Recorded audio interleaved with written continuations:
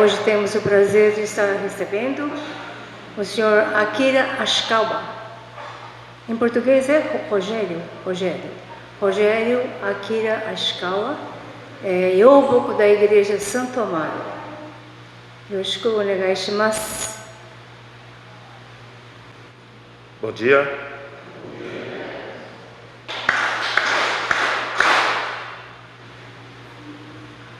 Conforme eu já fui apresentado, meu nome é Rogério Akira Ashikawa. Rogério, procure não usar porque eu sou capaz de não atender, tá? Se me chamar de Rogério assim, eu posso passar direto. Então, Akira, lá da Igreja Santo Amaro. Eu sou Yoboku de lá, sou da terceira geração. Entramos no ensinamento por conta do meu avô. Meu avô, ele veio para o Brasil, não era do caminho, e meu tio, que é o irmão acima do meu pai, ele estava já desacreditado pelos médicos. E foi quando que nem era ainda condutor de igreja, né, primeiro condutor da igreja de Santo Amaro, salvou. E o meu avô fez a promessa que se salvasse meu tio, ele ia dedicar o resto da vida dele para o caminho. E assim foi. Seguiu, meu avô seguiu, ele abriu o Kyosho, sempre foi o braço direito do primeiro condutor, era sempre, do primeiro, do segundo, do terceiro. E meu pai seguiu. Então eu já nasci no caminho, assim como meu pai, né, que ele é um abaixo do meu tio, que foi salvo, ele sempre seguiu no caminho. Então em casa, 25 horas por dia ouvindo o Teirikyo. Você acorda de manhã, meu pai fala, tem que agradecer, vai sair, tem que agradecer, volta, agradece pelo dia, sempre falando de palavra Teirikyo, sempre. Então a minha vida toda foi seguindo o caminho. Tanto que eu participei de Tsu-2, eu fiz o Koshu aos 15 anos, fiz o Shuyoka aos 25, fiz o curso de mestre do caminho aos 36 e agora acabei de cursar o de habilitação para condutor de igreja, que terminou agora em novembro, né? Foi o ano passado. Então foram 21 dias de muito aprendizado. Esse curso realmente é o mais profundo, é o que ensina, assim, não é para pessoa que não sabe, né? Tem que saber, realmente tem que ter cursado tudo antes para poder fazer esse curso. Esse curso de habilitação, ele envolve aulas de Ofudesaki todos os dias. Todos os dias tinha aula de Ofudesaki. Nós lemos os 1711 versículos do Ofudesaki, todos os versos explicados e comentados nas aulas. A gente tinha aula também de indicação divina, que isso em nenhum outro curso que a gente faz aqui tem. É uma aula muito profunda, conta muito da história do Teirikyo. E a gente, quando estuda as indicações divinas, percebe tudo aquilo que o pessoal passou, né, depois que Oyasama se ocultou fisicamente. E esse curso de habilitação para condutor, ele tem uma prova no final. Então assim, e a prova ela repete, né? Diferente dos outros cursos que a gente faz a prova e não sabe nem a nota que tirou, esse reprova. Então como tem uma prova no final, então desde a segunda aula são passados alguns simulados, né? Passam alguns testes para a gente já ir se habituando à prova que vai ter no final. E assim, essas provas a gente vê, né? Tinha algumas que eram provas de cursos anteriores e tinha caso que era simplesmente para ver o nível que você está, realmente se você está estudando ou não, né? Dentre essas provas que vieram, esses simulados, as perguntas, tinha uma que era intitulada assim, Conhecimentos Básicos de um Yoboku. Quer dizer, Conhecimentos Básicos de um Yoboku. Aí tinha várias perguntas, né? Tinha uma que pedia para preencher, era uma frase da doutrina, você tinha que preencher com as lacunas, falava das 10 poeiras, das 10 providências, você vê. No curso de habilitação tem isso também, né? Desde o Koshu até o final, 10 poeiras e 10 providências, tá? Sempre, né? As 8 poeiras, né? As 10 providências. E dentre as perguntas tinha uma que foi o seguinte: quais são as 3 posições de Oyasama? Você tinha que colocar as 3 posições lá. Eu errei essa pergunta. Você vê. conhecimentos básicos de Nhoeboku. Eu que me julgava que sempre estudei, sempre estou lendo, a vida inteira seguindo o Tenkyo, eu fiz todos os cursos, errei essa questão. Aí eu pensei, falei, pô, como é que eu posso errar uma questão de conhecimento básico? Então eu procurei, deve ser para se aprofundar um pouco mais. Então eu gostaria de compartilhar com vocês essa parte do ensinamento que fala sobre as 3 posições de Oyasama. Quais são as 3 posições? Primeiro, Oyasama, sacrário de Deus Pai. Primeira posição de Oyasama. Vamos pegar pelo tempo, né? Sacrário. O que é um sacrário? Deus Pai. Sacrário, ela vem da tradução da palavra Yashiro, né, do japonês. Kami no Yashiro. Então, na cultura oriental, Yashiro, né, que é traduzido como sacrário, é alguma coisa onde uma divindade ela habita, onde ela mora, né, onde uma divindade habita. Então pode ser qualquer coisa. Pode ser uma árvore, pode ser uma pedra, pode ser um animal e pode ser um ser humano. Então, no Tenkyo, o que aconteceu? Deus Parens escolheu Miki Nakayama, Oyasama, como sacrário. Foi uma escolha. Deus Parens escolheu. Falou assim, podia ter escolhido uma pedra, podia ter escolhido uma árvore, podia ter escolhido um animal, escolheu Oyasama.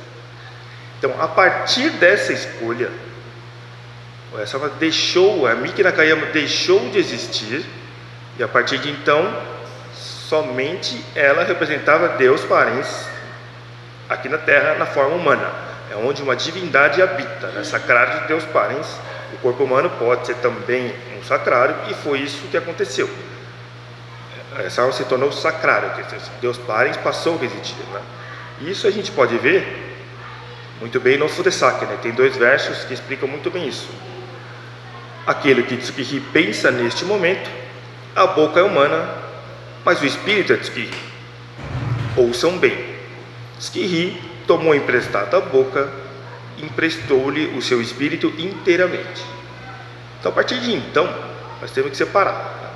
A partir de 26 de outubro de 1838, que quando foi a revelação divina, Miki Nakayama não existe mais, passou assim, só explanar, transmitir a vontade de Deus Parens. Então era a representação de Deus Parens aqui na Terra. E qual que foi o propósito da revelação divina? Salvar toda a humanidade. Todo mundo lembra das primeiras palavras, né? Eu sou Deus original, Deus verdadeiro. Nesta casa há uma predestinação. Desta vez revelei-me nesse mundo para salvar toda a humanidade. Desejo ter Miki como meu sacrário, né? Então, qual foi o objetivo Por que Deus se revelou, né? Por que Ele usou Oyasama como sacrário? Para salvar toda a humanidade. E assim, resumidamente, né, o que Oyasama transmitiu? Bem resumido mesmo, assim, né? A gente sabe que o ensinamento é muito maior do que isso, né? Mas pegando alguns pontinhos principais, né? Oyasama, ela ensinou que os seres humanos foram criados por Deus Parens como seus queridos filhos. Portanto, todos somos irmãos. E fomos criados para viver a vida plena de alegria e felicidade neste mundo. E para que isso seja possível, devemos nos ajudar mutuamente, sem pensar em si, em consonância com os ensinamentos de Deus Pai. Só que, na época, as pessoas não acreditavam que Oyasama era sacrário de Deus Pai. Um ensinamento tão universal, tão democrático como é o nosso, como qualquer pessoa pode seguir, na época não era aceita. O pessoal não acreditava que Oyasama era sacrário de Deus Pai. Então, durante os seus primeiros 20, 25 anos, praticamente ninguém ouvia o que Oyasama dizia. E mesmo os seus últimos 50 anos, sendo cheio de dificuldades, Oyasama passou sem reclamar, sem ficar descontente, sem se desesperar, sempre encorajando as pessoas a ter fé no futuro. As pessoas podem dizer, né, que Oyasama teve uma vida heróica por conta de tudo que ela passou para salvar toda a humanidade. Mas ela própria parece não ter tido essa consciência do seu auto-sacrifício.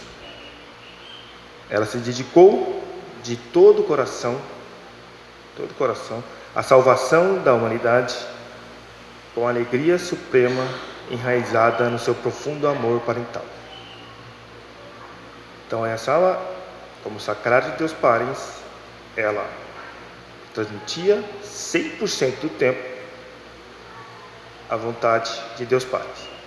Então, conta-se, que uma vez, uma das atendentes do Oyasama disse o seguinte, falou assim, mas já que você é Deus Parens aqui na Terra, você tem as suas ilimitadas providências, e tem esse monte de pessoa aqui te perseguindo, te zombando, por que você não usa essa sua força, essas suas limitadas providências, de forma que as mãos e os pés dessas pessoas deixem de funcionar?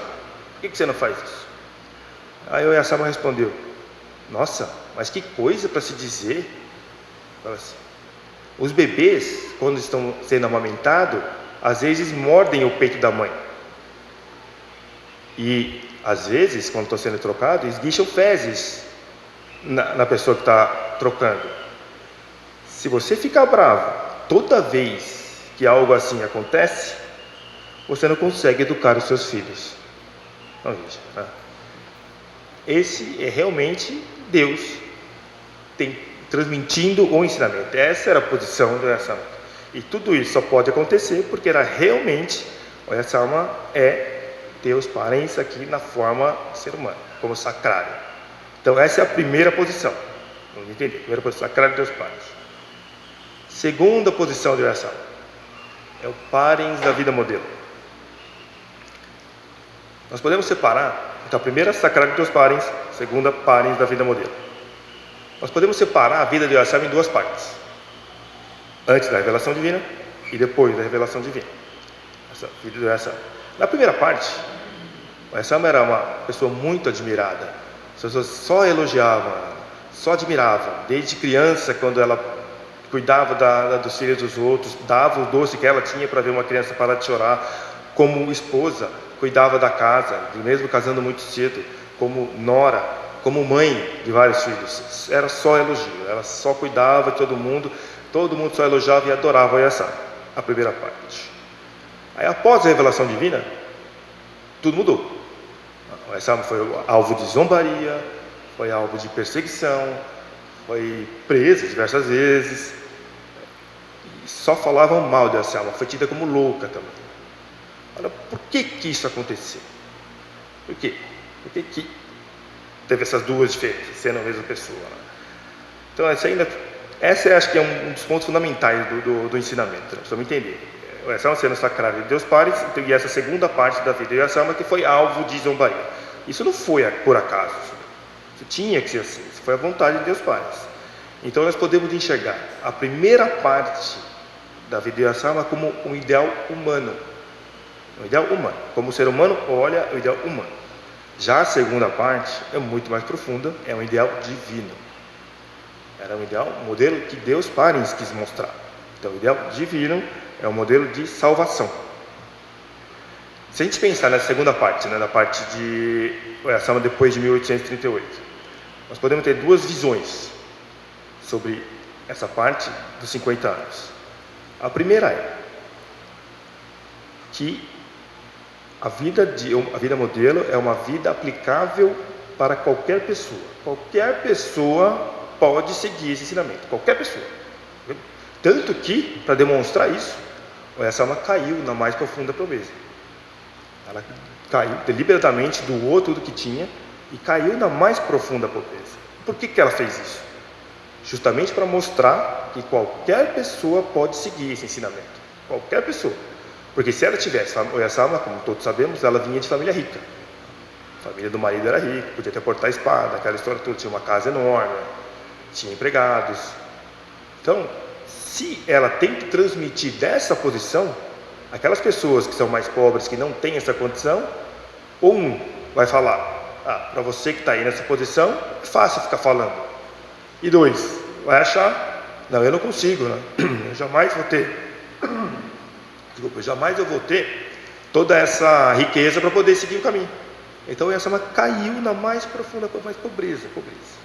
A ponto de, vamos pegar um trecho até que sai na instrução 4, um trechinho da vida de Oyasama, vamos ler. No verão, eram atormentados por pernilongos e, mesmo no rigoroso inverno, aquecendo-se apenas com gravetinhos e folhas secas, esforçavam-se nos trabalhos noturnos até altas horas. Quando Kokan disse-lhe: "Mamãe, já não há mais arroz", Oyasama explicou-lhe: "Neste mundo, há pessoas que estão sofrendo apesar de ter alimentos acumulados aos montes à cabeceira, porque não conseguem comer mesmo que queiram, nem passar a água pela garganta. Se pensarmos nisso, estamos muito bem, pois, quando bebemos a água, sentimos o gosto da água. Deus Pai tem nos abençoado com a sua excelente graça." Essa era a vida de Oyasama todos os dias. O Oyasama ensinou com isso que você, diante de uma mesma situação, você pode ter atitudes diferentes. Podia muito bem reclamar, né? Falar: "Eu estou aqui salvando toda a humanidade, não tenho nem arroz para comer, não tenho nada aqui, fico atormentado por esse monte de pernilongo." Mas não. Olhou por outro lado.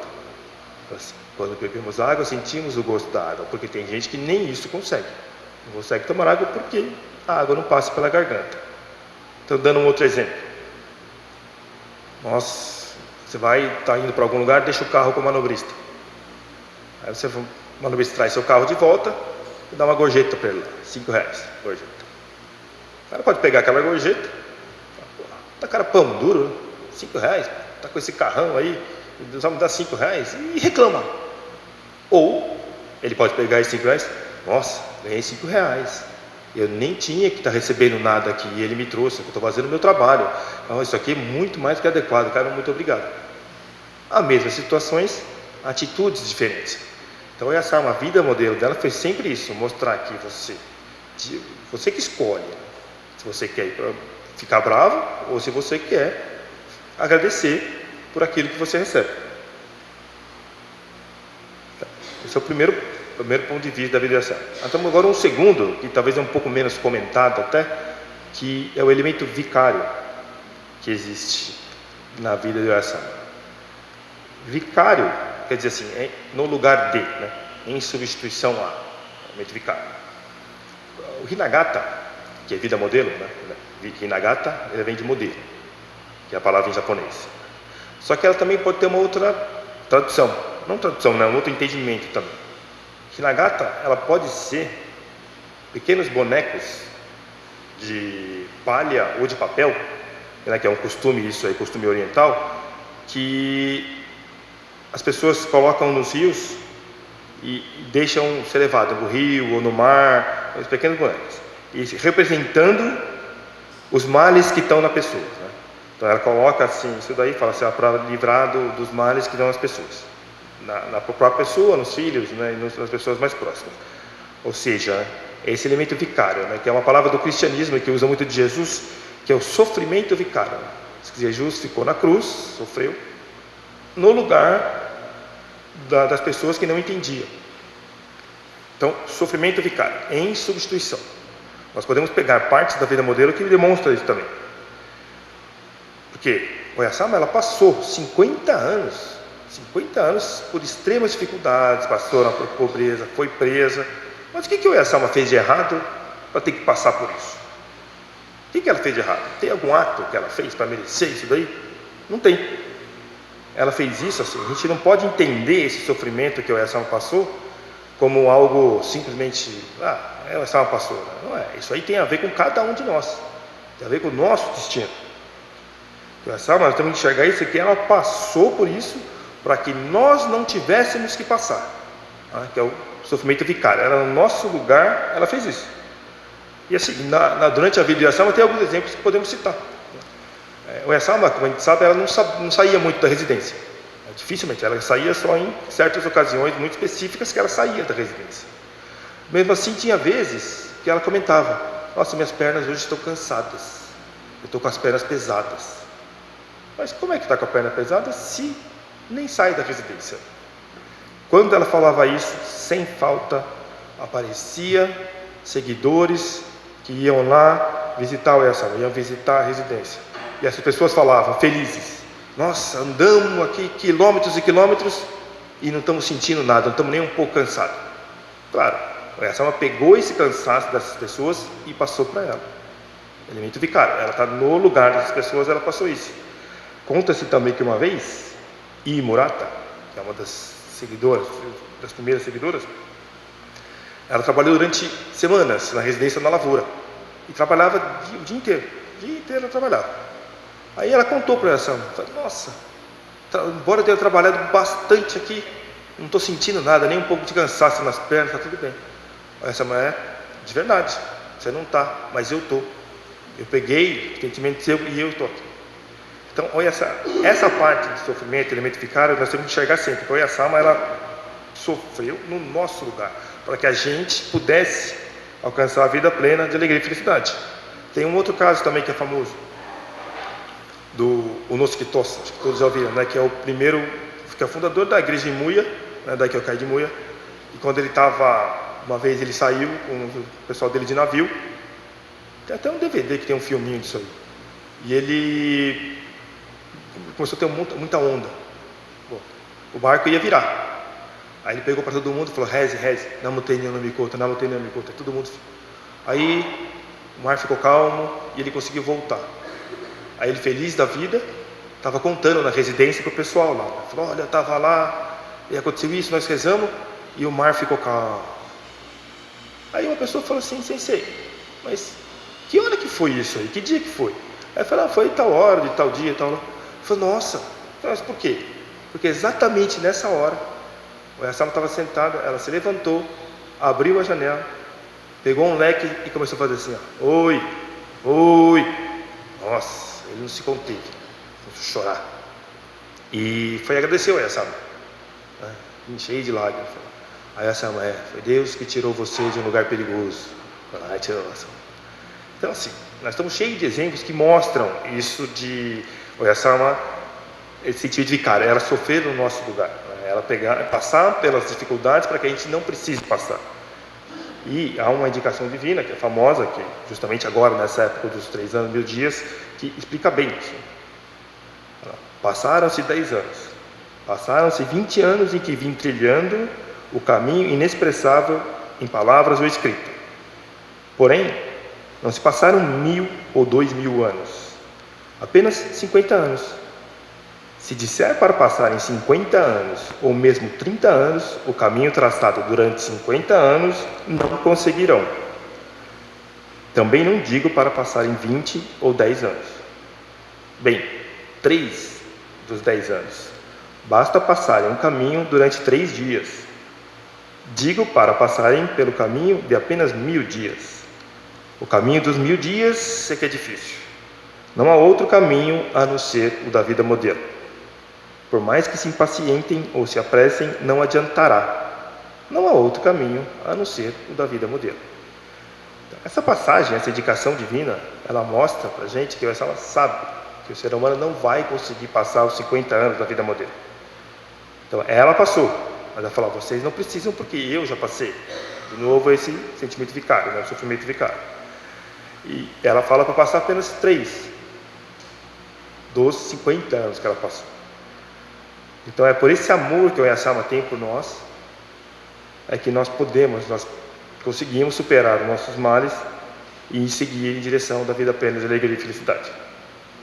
Então são 2 pontos na linha do evento, da vida modelo. Primeiro, essa questão de que é um ensinamento que pode ser aplicado por todo mundo, e o Oyasama caiu na profunda pobreza para mostrar isso. E o segundo, esse elemento vicário, né? É o sofrimento vicário que o Oyasama passa por nós. E a terceira posição, primeiro, sacrário de 2 parens. Segundo, parens da vida modelo. Terceiro, o Oyasama é eternamente viva. Embora o Oyasama tenha se ocultado fisicamente em 26 de janeiro de 1887, ela permanece, ainda viva, orientando-nos e trabalhando à frente da salvação mundial, né, como está na inscrição 4. Ainda, se a gente for para o Dibá, ainda nos dias de hoje, é feito café da manhã, para as pessoas conversam com ela, dão um bom dia, né? Quem já foi lá, já viu aquele momento que é oferecido o vestido para Oyasama, você vê a atendente conversando com ela, tudo é feito como se o Oyasama estivesse vivo. Eles servem 3 refeições por dia, à noite preparam um banho, tudo é feito em Ondibar, como se o Oyasama estivesse lá. Então isso assim, não é algo racional, não é da razão, isso vem do coração. Porque não faz sentido, né? Fala, por que vai fazer isso com uma pessoa que não está aí? Mas as pessoas acreditam realmente que essa está eternamente viva, só nós estamos vendo ela fisicamente. E para poder entender isso, nós precisamos voltar lá na época que o Oyasama se ocultou fisicamente mesmo. Naquela época, o Oyasama sempre dizia, né, que o ser humano ele foi feito para viver 115 anos, né? Essa é a vida natural do ser humano. Então todo mundo acreditava que o Oyasama ia ficar até os 115 anos. E falava isso para os seguidores dele. Falava assim, você vai ficar até os 115 anos, eu garanto. Se ela não ficar, eu corto a minha cabeça fora. Ela vai ficar. Aí o Oyasama se ocultou fisicamente. Imagina como foi, pessoal. Falou, nossa, acabou. Acabou, não vai ter mais nada, esse ensinamento acabou. Como é que eu vou voltar para casa agora e encarar o pessoal que eu falei que ela ia viver até os 115 anos? E agora? Eu falei que ia cortar meu pescoço, como é que eu faço agora? O pessoal ficou totalmente perdido. Não sabiam o que fazer. Foi quando então veio, através do conceito do Isoiburi, a indicação divina. Por amor aos filhos, encurtei 25 anos da vida que o Parens tinha ainda pela frente. E começa a salvação a partir de agora. Fiquem observando bem. Estou residindo até agora. Não tenho ido aonde quer que seja. Não tenho ido aonde quer que seja. Devem refletir, vendo o dia a dia do caminho. Então essa assegurou para o pessoal da residência que ela continuava ainda lá, ia usar o mesmo tipo de roupa, ia trabalhar da mesma forma quando estava fisicamente presente. Mas aí nós precisamos lembrar sempre que essa promessa de Oyasama foi feita para aquelas pessoas da época, daquelas pessoas que acreditavam firmemente em Oyasama, que estava cheio de desejo por Oyasama, que ansiava por Oyasama. Então, se nos falta, ou se a gente perde esse coração sincero, essa crença em Oyasama, ela se torna abstrata. Se a gente não tiver esse anseio, não tiver esse desejo por Oyasama, essa crença, ela não vale nada, está só no papel. Então, quanto mais profundamente a gente anseia e crê em Oyasama, mais perto ela estará de nós. Então, vamos lá. Oyasama, as 3 posições. Ela não apenas assumiu o papel de sacrário de Deus Parens, deixou o modelo de vida, o modelo divino para os seres humanos, e ela ainda continua trabalhando em todo o mundo. Oyasama, sim, ela é a verdadeira mãe da humanidade, que está sempre esperando que as pessoas do mundo todo voltem para casa para vê-la. Essa alma está esperando que a gente volte para lá para ver. Mãe de toda a humanidade. Tem gente que vai lá assim, cheio de problema na cabeça, vai conversar com essa alma. Outras pessoas voltam com doenças, pedindo salvação. Outras voltam querendo saber o sentido da vida. Outras voltam simplesmente para visitar o Oyasama. Seja qual for o motivo, o Oyasama estará esperando o retorno dos filhos com seu amor parental, e ela vai receber calorosamente cada um de nós. Então, com essas 3 posições, nós podemos concluir que Oyasama ela é realmente o Deus Parens, é o próprio Deus humanamente manifestado na Terra. E a fé, nossa fé na Tenkyo, ela começa com essa crença e termina com essa crença. E se a gente não acreditar que Oyasama foi sacrário de Deus Parens, deixou o modelo da vida modelo, deixou o modelo de vida, né? E continua eternamente viva, a nossa fé não é nada. Nós temos que realmente acreditar nessas 3 posições de Oyasama. Jamais esquecer, ter isso sempre em mente, sempre ansiar por Oyasama, desejar por ela, querer ver Oyasama. Então, já concluindo, que meu tempo está dando. Então, vamos considerando que nós estamos aqui, né, no último ano dos 3 anos 1000 dias, para os 140 anos do ocultamento físico de Oyasama, nós vamos aproveitar esse último ano para tentar regressar ao Odibá. Sabemos que é difícil, todo mundo tem suas dificuldades financeiras, aqui o Brasil deve ser o lugar mais longe para ir para lá, mas aproveitando, vamos tentar fazer os esforços todos possíveis para visitar o Oyasama, para ansiar para o Oyasama, para renovar essa fé. Então, concluindo, gostaria de terminar com uma indicação divina que o Chotsa, o Primas, falou na palestra dele no mês passado. Determinar ou não determinar? Pacifica-se depois que determina. Não se pacifica depois de determinar. Obrigado por ter ouvido.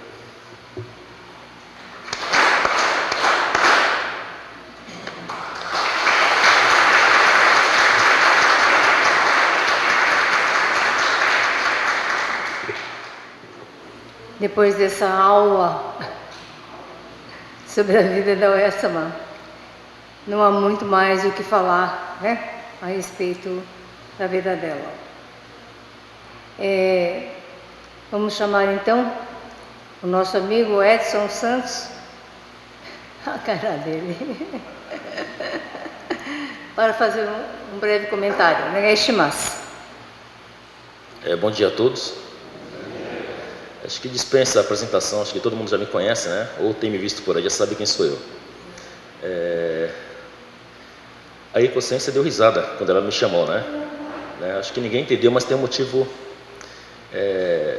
para esse momento ela ter dado risada. É que antes de começar a palestra, eu comentei com ela e com a outra professora que não precisa nem estar aqui mais, porque toda vez que eu sou escalado para fazer o comentário, as palestras são tão excelentes que dispensa comentário. Então eu vou pedir dispensa, não vou mais nem vir aqui mais. Toda vez que for minha vez, eu vou ficar sentadinho lá quietinho, porque não vai precisar mais nada, tá? E realmente foi uma palestra maravilhosa, muito boa, né? Eu já conheci alguns irmãos do Akira, né? E não conhecia pessoalmente ele, né? Passei a conhecer, então completou o ciclo, né? O ciclo da família que eu admiro bastante, que não apenas a família Ashikawa, mas a família Santo Amaro, né? Que dedicam mensalmente, estão aqui presentes no Dendocho, né? Para fazer a reverência. É exatamente esse tipo de reverência que foi feito o convite para ser feito lá em Odibá, né? Então foi um convite e eles estão demonstrando assim pessoalmente que é para fazer, né? Como eu falei, não preciso fazendo um comentário, né? Porque ele falou excelentemente bem, deu uma aula maravilhosa sobre os 50 anos de vida modelo de nossa mãe Oyasama, né? Que ela não precisou falar, não precisou explicar, ela demonstrou passando na Terra, presente com a gente, 50 anos, e após viveu e continua viva em espírito, para nos atender, para nos recepcionar em tudo o que é necessário, como for e é a mãe da humanidade, como todos nós somos filhos, né? Qual mãe que quer o mal do filho? Toda mãe quer ver o filho bem, crescer bem, né? Mas às vezes tem algum puxãozinho de orelha, né? Faz parte, porque se não acontecer isso, a gente fica à vontade, ao bel prazer, e não tem uma educação que realmente deveremos ter, né? Falando um pouquinho sobre o tema, né, da palestra de hoje, o Rogério aqui, Ashikawa, que ele falou logo de início que chamar de Rogério, ele vai passar batido que não vai nem perceber que é ele, né? Mas falar Kirili, opa, tô aqui, né? Ele faz parte da terceira geração da Tenrikyo, ele é Yoboko na igreja Santo Amaro, né? É um missionário da igreja Santo Amaro, né? E a família dele entrou nessa fé através de uma graça recebida no tio dele, né? Às vezes as pessoas precisam de uma prova para chamar para o caminho, né? Às vezes apenas um convite, a gente ouve o convite e fala, eu tenho outra coisa para fazer, se der, eu vou, Mas realmente, se for sinalizado aquela importância, a pessoa vem e continua. E no caso da fé, foi um problema que aconteceu na família dele, que o tio dele recebeu a graça e o pai dele, vendo isso, tocou no coração e passou a seguir firmemente esse caminho maravilhoso que é a nossa religião, né?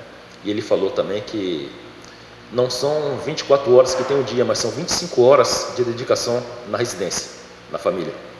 Abriu o olho já, opa, muito obrigado. Deu um passo, oh, muito obrigado. Saiu, opa, muito obrigado. Ele não falou mais, até indo no banheiro, muito obrigado. Né? Então tudo é uma graça maravilhosa que recebe, e com isso a família veio crescendo, né? E seguindo esse caminho da Tenrikyo, né?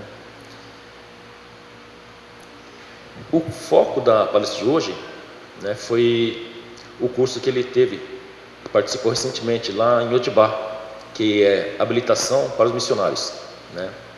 É como se fosse uma criança, né? A criança nasce, começa a soltar algo da boca, algumas palavrinhas, né? Começa a andar, depois chega a época da educação, vai para a escola, depois tem o segmento, né? Chega a trabalhar até formar a pessoa para assumir a identidade dela, que é o ser humano. Na Tenrikyo é a mesma coisa. Na Tenrikyo a gente começa ouvindo sobre a Tenrikyo na igreja, na casa de divulgação, através de um amigo, através de um colega, através de um parente, e tem o convite de participar já para começar a se aprofundar. Primeiro passo, o curso de 5 dias, né? Que é como se fosse uma introdução à Tenrikyo, né? Aí depois vem o curso, opa, eu já estou entendendo um pouquinho, eu quero aprender um pouquinho mais. Opa, vou fazer o curso de 28 dias. Opa, já aprendeu um pouco mais? Opa, está faltando alguma coisa, agora eu quero atuar como a pessoa da Tenrikyo. Então vai atuar como Yoboko. Para isso, o que tem que fazer?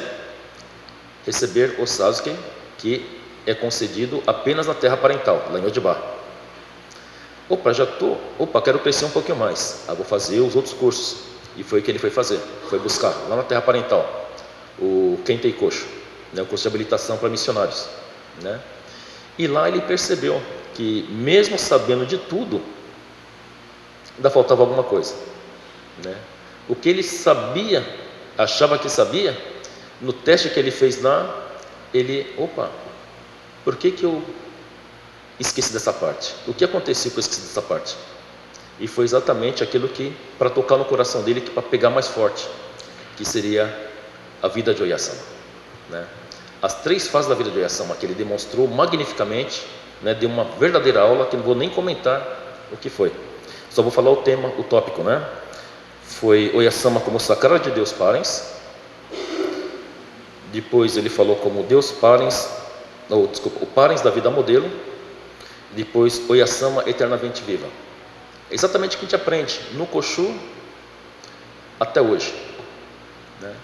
Isso tocou bastante para mim profundamente, porque quando eu sabia que vinha na palestra de hoje, né, como comentarista, aí ele mandou um tópico do que ele ia falar, né? Aí eu comecei a lembrar lá atrás, lá no passado, das aulas que eu tive aqui no Dendote, nessa sala aqui, né, sobre Vidyasana. E quem dava aula era a esposa de um dos condutores, né, da igreja São Paulo, né? E eu vim com aquilo na cabeça. E quando foi ontem à noite, quem que eu vi? Essa professora estava aqui. Eu falei, poxa, parece que tudo tem uma ligação, né? Fiquei muito contente, né, com isso aconteceu. Aí depois comecei a pensar, poxa, o que eu vou falar? Porque a palestra é bastante profunda, vou acabar acrescentando algo que vai atrapalhar a palestra dele. Não precisa falar mais nada, que realmente foi perfeita, né? E agora no finalzinho, eu acredito que a minha esposa também teve o mesmo pensamento que eu, né? Ela está ali atrás, né? Sobre as fases que o Oyasama teve na vida como Deus, né? Ela não precisou trazer os problemas das pessoas, ela sentiu os problemas das pessoas, né? Deu exemplos, né? Até o último que ele falou foi um dos condutores, né, que estava no mar revolto, de repente clamaram por Deus, pedindo na montanha de Mikoto, na montanha de Mikoto, na montanha de Mikoto, o mar ficou calmo e ele conseguiu chegar, né? Então Oyasama saiu, abriu a janela e com leque, né, fez com que o mar se acalmasse, né? Então, às vezes que a gente sentir alguma coisa no coração, não é ouvindo das outras pessoas, então tem que passar pela gente mesmo. E isso aconteceu, vou até pedir um pouquinho, né, muito rápido, né, para falar. Aconteceu com a minha filha no ano passado. Ela estava na praia, simplesmente um mar calmo. Ela estava com os amigos, né? Inclusive a amiguinha dela, ela não ouvia e não falava, né? De repente começou um vendaval, levou tudo, levou tenda, levou barraca, o mar ficou revolto. E minha filha estava brincando na praia, no comecinho. De repente o mar começou a levar ela para o fundo. Foi levando para o fundo. Essa amiguinha dela pediu socorro. Mas como pedir socorro se ninguém entendia ela? Então eu olhava para ela, mas não entendia o que era. Na verdade estava pedindo socorro para minha filha, porque ela da mesma idade, mas era alta. Minha filha tem uma idade, mas era baixinha. Então ela não conseguiu bater na areia e ir até a praia poder sair. O mar levou ela embora. Foi levando, e ela foi para o fundo do mar. Parecia aquela coisa que em japonês fala taifu. Aconteceu na praia. Aí ela teve aula de natação desde pequenininha. Ela sabia nadar, nada muito bem. Puxou a mãe. A mãe é filha de pescador. Então quando ela cai na água, você fica bobo de ver o que ela faz, né? É um peixe, né? E essa minha filha tentou, até que chegou num ponto que ela falou assim: olha, Oya-sama, eu já lutei, eu não consigo mais lutar, eu estou pronta, pode me levar. Ela falou: o que eu tinha que fazer eu já fiz, eu não consigo mais nadar, então pode me levar. Nesse momento que ela pediu, apareceu uma criança carregando aquelas pranchas de surf de isopor e jogou para ela. E ela agarrou essa prancha, e essa criança puxou. Até isso veio mais pessoas vendo que sabiam nadar, né? Tipo surfistas, né? Pegaram essa prancha e foi jogando um para o outro, a prancha, e minha filha agarrada. Quando ela soltou, de repente essa criança empurrou de novo. Ela pegou na prancha, puxou, até que conseguiu tirar ela da água. Aí quando tirou da água, cadê essa criança e cadê essa prancha? Todo mundo procurou. As pessoas viram e de repente sumiu. Então eu falo, realmente Oya-sama, eternamente viva, existe. Tá?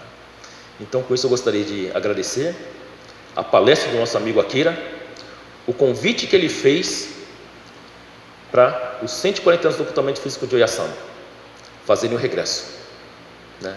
E realmente foi maravilhosa a palestra dele. Então eu gostaria de agradecer a Akira pela palestra maravilhosa que você fez e pela oportunidade de estar aqui também fazendo uma pequena parte do relato. Muito obrigado a todos. Obrigado.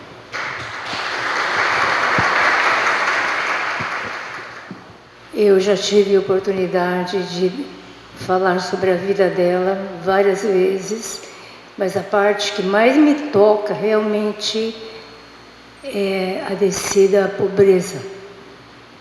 Quando ela, como o Akira falou, ela era de família rica e ela vai doando tudo que ela tem para as pessoas que necessitam, e mesmo as que não necessitam, ela foi doando tudo e caiu na mais profunda pobreza.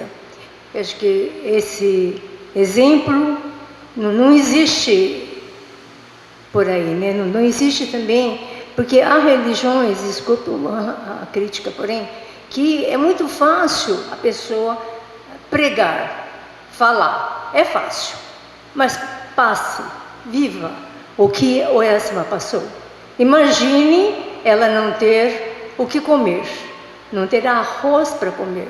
Imagine ela não ter algo para se aquecer. Para quem tinha tudo. Quer dizer, ela recebeu uma ordem de Deus. E os filhos? O que os filhos sentiram? Porque eles não estavam entendendo nada do que estava acontecendo. Então eu tenho assim um sentimento muito respeitoso para com os seus filhos, né? Kokan-sama, Shuji-sama, Kokan-sama, Omasa-sama, né? Mas principalmente Shuji-sama e Kokan-sama. Tudo que eles passaram, até eles entenderem que Oya-sama realmente era Deus, demorou, né? Então, por que a mãe estava dando tudo? Essa mulher ficou louca? Era assim que todo mundo pensava. Então, essa parte da vida dela é o que mais me toca, sabe? E me emociona. Tinha um Kaicho-san, do Estrela Kyokai, que toda vez que ele vinha no nosso Kyokai e fazia o Hanashi, fazia a palestra, quando ele falava Oyasama, ele começava a chorar, um homem, né? Então você imagine a emoção que ele sentia toda vez que ele falava dela. E a gente tem o Oyasama no Kyokai. Eu sinto isso, sabe assim, que a gente não está entendendo exatamente que o Oyasama está lá, esse eternamente viva, né? Que ela está viva, que ela está lá. A gente não consegue, o que eu vou dizer, como você não consegue ver e você não sabe qual é a imagem dela, você acaba, né, não entendendo que ela realmente está viva e que ela está lá. E uma coisa que eu tenho pensado, eu até falei, gente, vocês vão fazer o Jibagaire, o objetivo primeiro tem que ser regressar a Jiba, né, e ir no Kyosoden. Depois você vai fazer os seus passeios. Eu tenho dito isso, até a pessoa olha feio para mim, porém, né, é assim que eu penso. Primeiro o Jiba, primeiro o Oyasama, depois o seu Jyokyu, daí Kyokai, né, e depois você vai passear para onde você quiser. Eu penso dessa forma. E tem mais um ano, né? A maioria do pessoal acho que vai neste ano, né? Embora seja um ano complicado, gente, porque vai ter a exposição em Osaka e já está muito cheio de gente viajando. Eu estive lá em outubro, eu achei, não sei o que aconteceu, todo mundo está viajando. Está muito difícil. Então eu sei que vai ser difícil fazer o Jibagaire este ano, mas se vocês forem, não esqueçam disso, né? Da importância do regresso, que não seja uma viagem de turismo apenas. Eu agradeço muito a presença de todos.